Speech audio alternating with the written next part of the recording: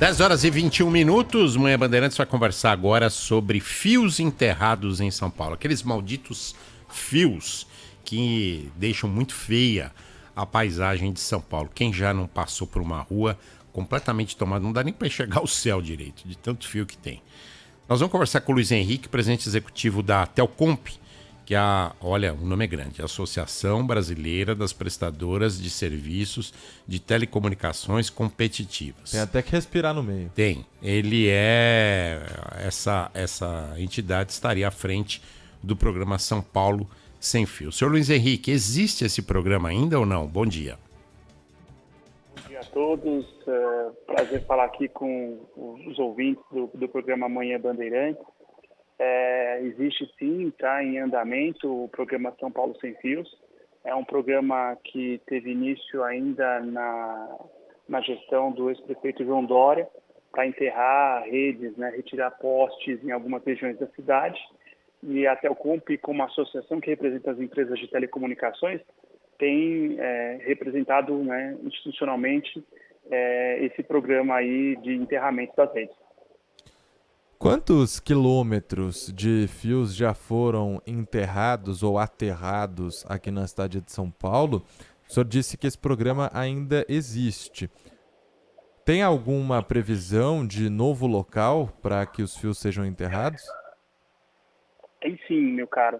É importante entender que programas de enterramento de redes existem em São Paulo há muitos anos, tá? Esse, o mais recente, vem do prefeito João Dória, mas a gente já teve programas para enterrar redes, por exemplo, na Avenida Paulista, na Faria Lima, no Centro Antigo de São Paulo, então na gestão de diversos outros prefeitos.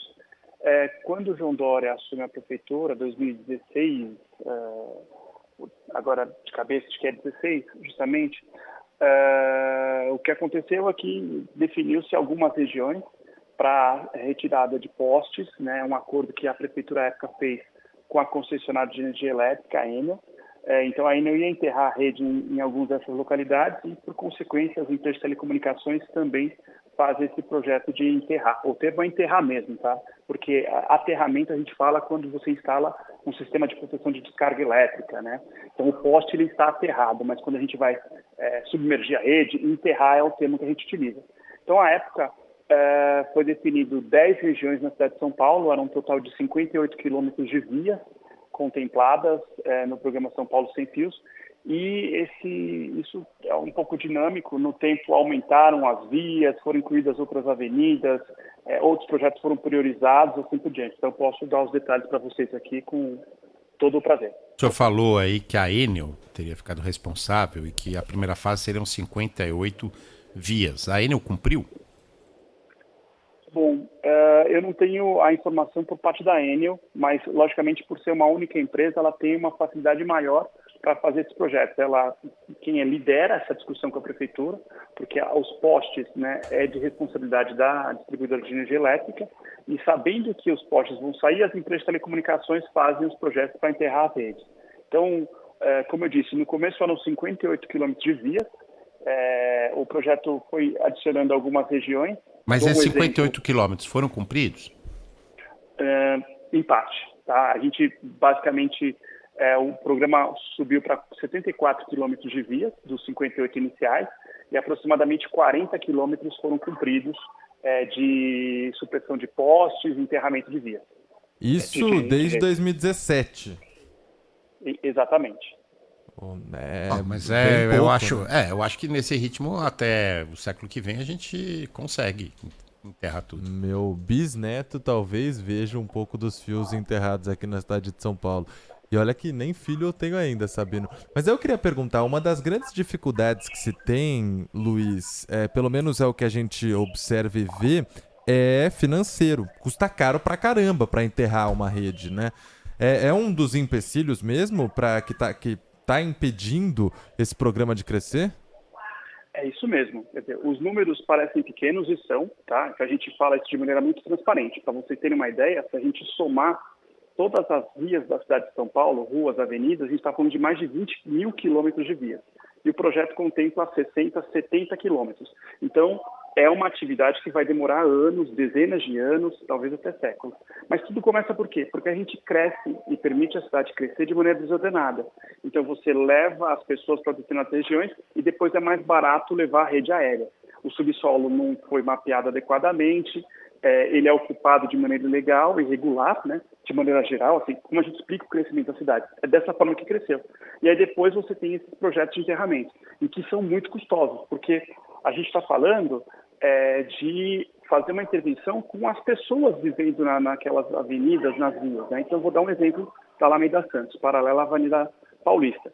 Você vai fazer uma intervenção na Alameda Santos, primeiro que todo o subsolo da Alameda Santos já é ocupado por redes de água, esgoto, redes de gás, redes mesmo de telecomunicações ou de energia, antigas, que usavam outros parâmetros de georreferência, então você não tem com assertividade, né, com certeza, a localização dessas redes. Quando você vai fazer a obra, você precisa então fazer uma obra que tem que quebrar, você vai quebrar pavimento, vai quebrar a rua, vai quebrar calçada, né? Você faz, então, se incomoda as pessoas que moram na região, e uma cidade viva, né, as autorizações elas são dadas em intervalos de tempo muito curtos. Por quê? Porque você prioriza, né, o trânsito de pessoas, de veículos, de carros. Então, como que ocorre uma obra dessa? Muitas vezes você tem uma permissão para fazer a obra a partir de 8, 9 da noite, e você tem que recompor e deixar tudo certinho até umas 4, 5 da manhã. Por quê? Porque a partir de 4, 5 da manhã as pessoas acordam, vão para a escola, vão para o seu trabalho, o trânsito começa a fluir e eu não posso ter um buraco que está atrapalhando o trânsito das pessoas. Então, é importante entender, então, que você tem janelas de obra muito curtas, né? E aí você tem esse esforço de mobiliza a equipe, vai a equipe para o canteiro de obras, pega os equipamentos, vai até o ponto da obra a partir das 8 da noite, e é aí que ele começa a fazer a atividade e logo depois ele tem que parar. Mais do que isso, muitas vezes a gente precisa quebrar os pavimentos, isso faz barulho. Vira e mexe, você é confrontado com situações de munícipes que chamam a polícia por causa da lei do psil. E aí você mostra lá, eu tenho uma autorização aqui, isso é uma obra pública, é que eu tenho que quebrar o pavimento para fazer o embutimento da infraestrutura. Então, assim, essa é a realidade. É por isso que a gente sempre está muito disposto a explicar a situação para que entenda o quão complexo é. E, por outro lado, também fazer a obra de maneira simultânea em diversos locais da cidade, você acaba inviabilizando a vida das pessoas. Tem alguma previsão e metas a serem cumpridas a partir de agora? Tem previsão, sim. Esse projeto São Paulo Sem Fios vem do governo João Dória. Ele teve, num primeiro momento, né, uma visão até simplista do antigo prefeito, que conseguia fazer isso tudo muito rápido. Isso nunca foi a realidade, né? Então, de novo, você vai fazer essas 58 vias, você torna a vida do munícipe um inferno, né? Por quê? Porque todo lugar tem um buraco, tem uma obra em andamento, as pessoas não conseguem transitar. A gente também conviveu com a pandemia. Vamos lembrar, foram 3 anos de pandemia, um primeiro momento que você não tinha sequer vacina, então isso impactou inclusive na cadeia de fornecimento de equipamentos, tá? Então tudo isso aconteceu, a gente retomou os trabalhos tem cerca de um ano, surgiram novas regiões de interesse, e existe um cronograma dos clusters que tinham sido combinados lá no começo, né, dessas 58 quilômetros, de encerrar tudo ainda nesse ano de 2024. Ainda nesse ano de Os 2024? 74 quilômetros. Não, os 58 iniciais. Porque, como eu disse... E vai dar certo? Inicialmente, 58 quilômetros, desses 58, aproximadamente uns 40 quilômetros de vias já foram contempladas, né? Adicionou-se vias adicionais no decorrer desse período. Por exemplo, lembraram que no entorno do Parque da Independência, lá onde tem o Museu do Ipiranga, o Brasil ia completar 200 anos de independência e resolveram tirar as redes aéreas dali. Então foi priorizado. Por quê? Porque 200 anos da independência acontecia uma vez só. Então isso tira recursos e esforços para fazer esses outros projetos. Então existe um cronograma apresentado à Prefeitura, né, para terminar os clusters iniciais ainda no ano de 2024. E quais são as próximas vias em que haverá início de obra? Só para o ouvinte também estar preparado para o enfrentamento dessa situação. E o prazo dos 58 até o fim do ano vai acontecer? Sim, sim. Então, como eu disse, né, inicialmente eram 10 clusters, alguns foram concluídos, como a Avenida Rua da Consolação, a 9 de Julho, a Alameda Santos, né?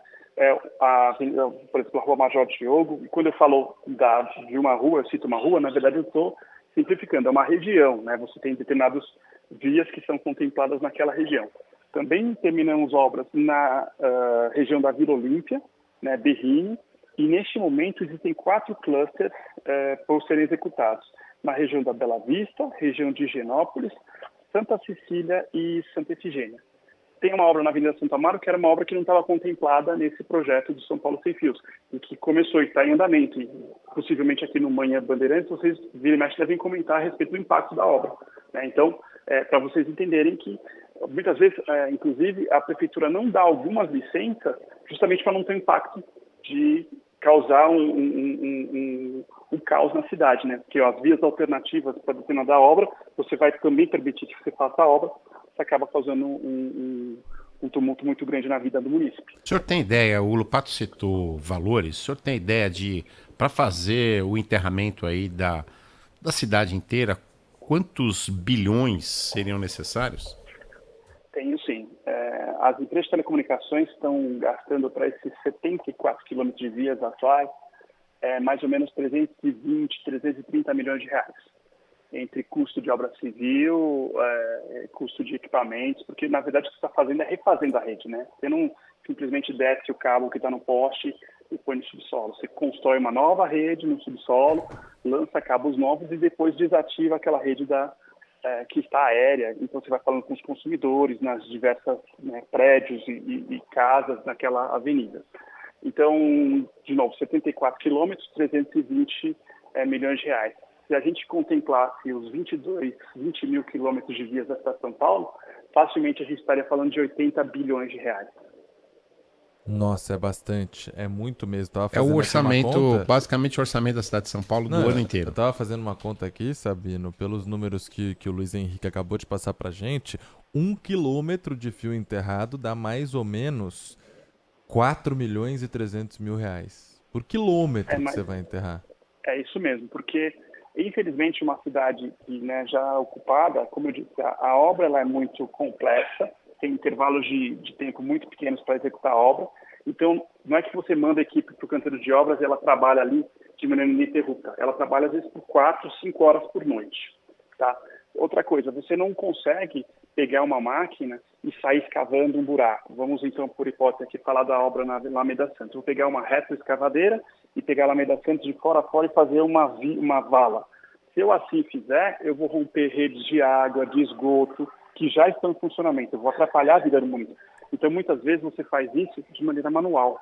Entendeu? Vai lá com a picadeira, é pedra portuguesa, é um outro tipo de pavimento. Você vai arrancando, entendendo as interferências, porque, aqui diz que tem uma rede de gás, a 1 metro de profundidade, mas você vai mexer, não está a 1 metro de profundidade, está a 60 centímetros de profundidade, ou vice-versa. Então, a obra é muito manual, né? A gente não tem padronização de calçada. Então, assim, não é que você vai comprar lá 1 milhão de metros cúbicos de pedra portuguesa. Não, porque determinado trecho é pedra portuguesa, o outro é um outro tipo de recomposição. Então, tudo isso encarece, tudo isso dificulta você ganhar escala nesse tipo de obra, entende? Então, por isso que assim, a gente sempre fala, a cidade tem que crescer de maneira ordenada para que as coisas sejam mais viáveis. Da maneira que ela cresce de maneira desordenada, depois enterrar fica muito mais complicado.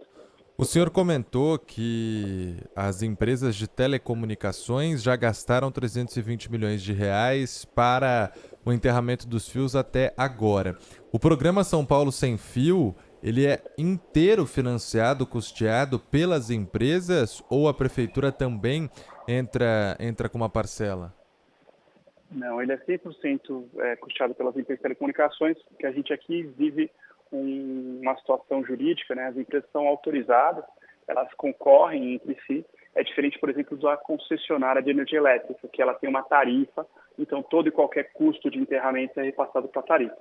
É claro que assim existe uma coordenação quando você vai suprimir redes, a prefeitura às vezes faz recap de vias, ela faz recomposição de calçado, então na região central você tem às vezes programas de novo calçamento, então às vezes você evita gastar com algum tipo de recomposição e calçamento, porque a prefeitura já está fazendo essa obra. Inclusive as regiões escolhidas, elas têm relação com programas urbanísticos, entende? Bom, então hoje nós temos 40 quilômetros de fios enterrados na cidade de São Paulo. Até o fim Do do projeto São ano, Paulo São Fios, perfeito. nós teremos até o fim do ano 58. A ideia é 74 quilômetros. A longo prazo, daqui 10 anos, a gente deve ter quantos quilômetros de fios enterrados pelo programa? Bom, na verdade, assim, isso é bem dinâmico, tá? A gente, nesse momento, tem conversas com a prefeitura para diversas regiões, construção de corredor de ônibus. Então, já que vai fazer intervenção em algumas regiões e aí você suprime postes, isso é bem dinâmico, né? É algo que existe já há muito tempo, como eu disse, né? De governos anteriores, do Kassab, do Serra, da Marta, quando houve intervenção na Rebouças, intervenção na região da Faria Lima, da Paulista. Então, isso é uma coisa viva, sempre aconteceu, né? Denominou-se São Paulo Sem Fios esse projeto do João Dória, mas existem discussões, às vezes é com a Secretaria de Trânsito, de Transportes, porque é um corredor de ônibus, outra hora é com a Secretaria de Obras, porque é uma intervenção em determinada região, que vão construir um novo viário, reformular a região. O Lago da Batata sofreu uma intervenção urbanística grande nos últimos anos. Então, vai seguindo essa agenda. Ele é muito descentralizado, mas é um trabalho que vai acontecer nos próximos 10, 20, 30, 40 anos. É importante que ele continue acontecendo. A gente tem sempre tentado dar transparência nas dificuldades, porque às vezes todo mundo, né, olha o fio e às vezes quer uma solução rápida, imediata, e ela não é possível, infelizmente. Nós conversamos aqui no Manhã Bandeirantes com o Luiz Henrique, que é presidente executivo da Telcomp, a Associação Brasileira das Prestadoras de Serviços de Telecomunicações Competitivas, que coordena o programa São Paulo Sem Fio. Obrigado ao senhor pela participação, um abraço. Um abraço, obrigado a todos aí pela atenção. Obrigado, bom dia.